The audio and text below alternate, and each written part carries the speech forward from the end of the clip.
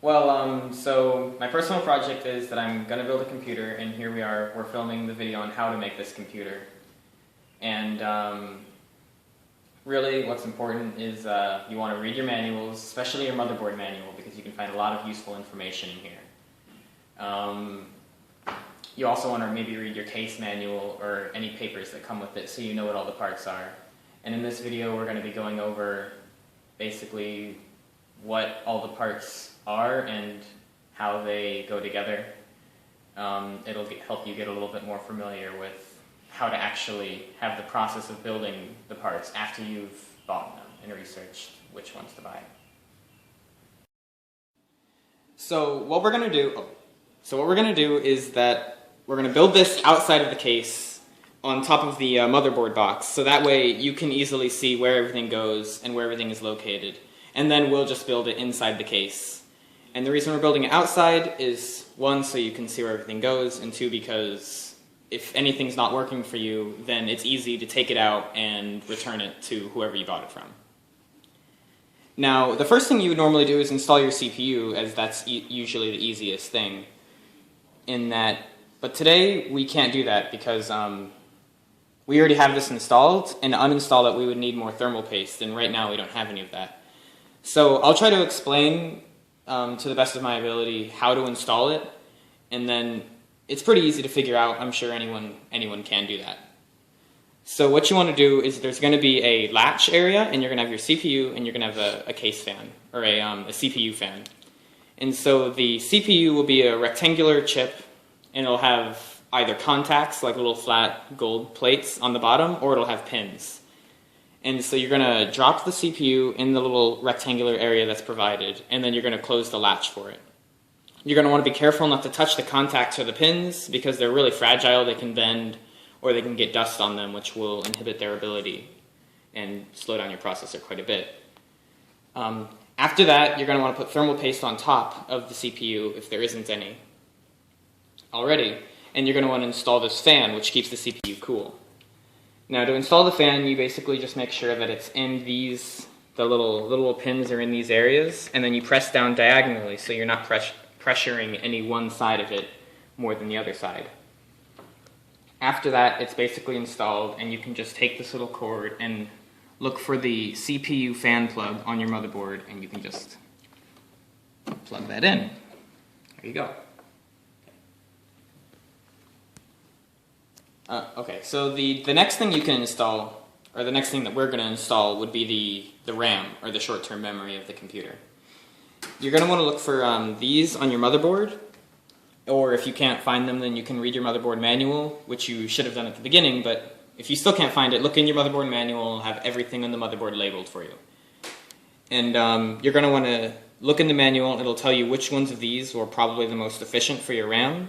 In my case, it's this first one and this third one here.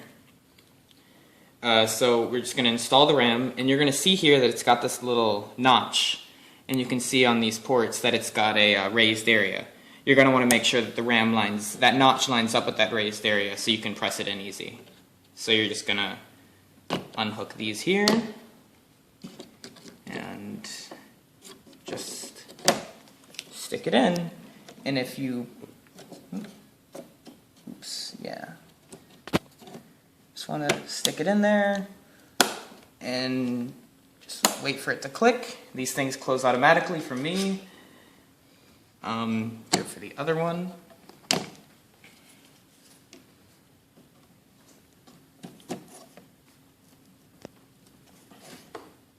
And it's okay to press down a little bit, just try not to press down too hard, because that can possibly cause some problems, but you don't have to worry about it as much as you might think.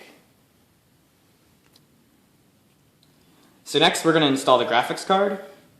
And to install the graphics card, you're going to want to see what kind of port your graphics card goes into. In my case, a PCI Express 3 port. So it's going to go right here for me. And you're going to look on your motherboard. You see here it's labeled. If it's not labeled, it should be in your motherboard manual. Alright, so you're basically going to do the same thing that you did at the RAM. You're going to look for the pin, which on this case is this side. So we're going to flip it this way, open this up, and just kind of drop it in there.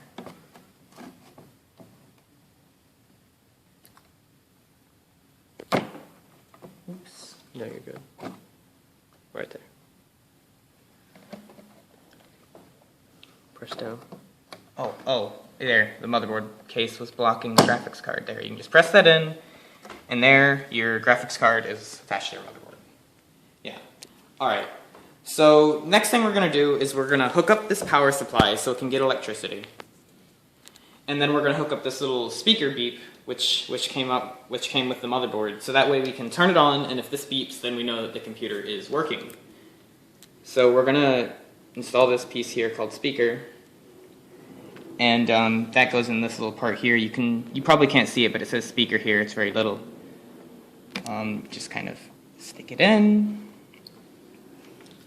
And yeah, so you can see it says speaker there. So now you're going to want to make sure that you hook up this power supply so you get electricity to the computer. It needs that to run. And just find the appropriate ports for your plugs here.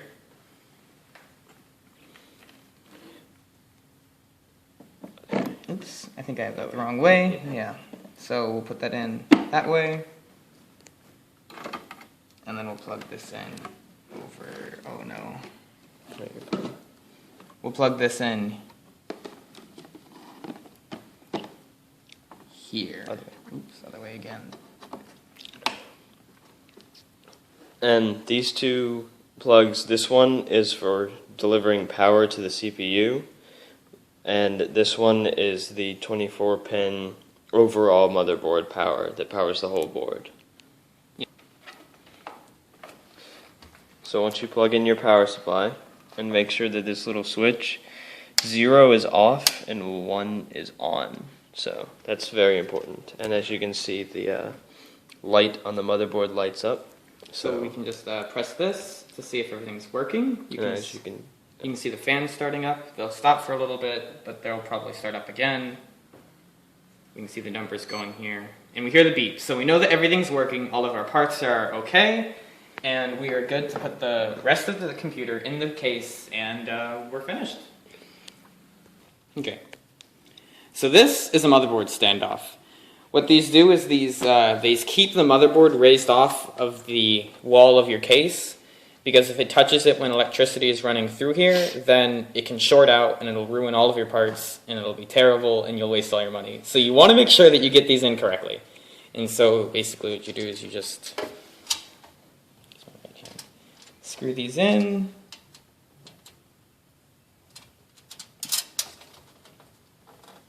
And you want to make sure that these are tight, but you don't want to make them so tight that you can't pull them out later, because you may want to reuse this case, maybe get a new motherboard, or just take out your parts for, cleaning or replacing any of them. So you want to make sure that you can take these out at some point, but you want to make sure, obviously, that they don't come unscrewed while you're making the computer or while you're using it. So now we're going to put the motherboard in the case.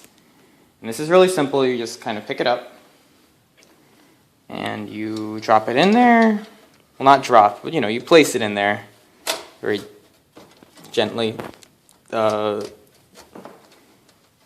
you go. And then you're just going to screw these in on the standoffs, and you can see there's little holes in the areas. We're not fully lined up right now. You can kind of fiddle with it until it is. Okay. So we're screwing in the motherboard. This is the last screw. We're just gonna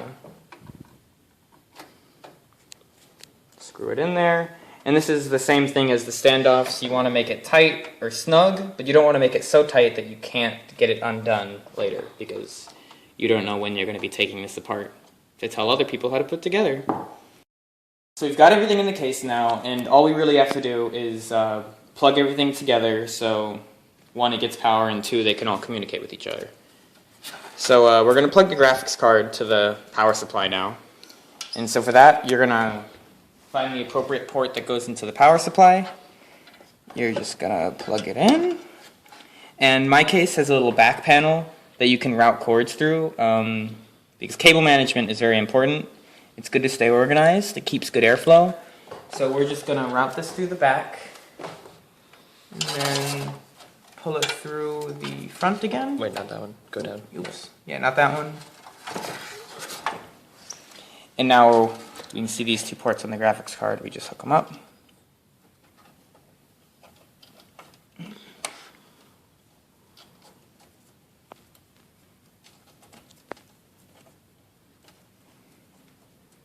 And see, we've got our graphics card plugged in. We can probably save a little bit more space by twist tying these together and everything.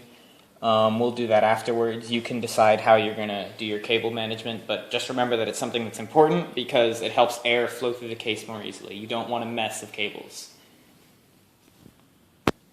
Alright, so now that we got the graphics card plugged in, we can actually see if it's working with this. Make sure that's on. You can see it lit up here, so we'll press it. And now we can see that the graphics card fans are spinning, so we know that this is working and that it's getting power, which is great. CPU is getting power, we heard the beep, everything's working fine, it's going good so far. So now we're going to install the CD drive and the hard drive. We have this little lock here, and so we basically just flip that, and we go to the front of the case, and we just slide it in. Now we're going to install the hard drive. We have these little things on the sides so we can hook it in. Different cases will have different methods of putting the hard drive in, but most of them are pretty simple. And again, you can consult your manual for that, your case and your hard drive manual. So just slide it in there. Does it click? Mm-hmm. You're good. Yep, now we have it installed. All we need to do is just hook it up to the motherboard and we're good. We have, as you can see, we have all the parts in the computer, and we have all the wires hooked up. You can see we have all the wires routed behind the computer for good cable management, which allows airflow. Everything's working now. We installed Windows. We installed the programs you need, and that's basically it. That's how you build a computer.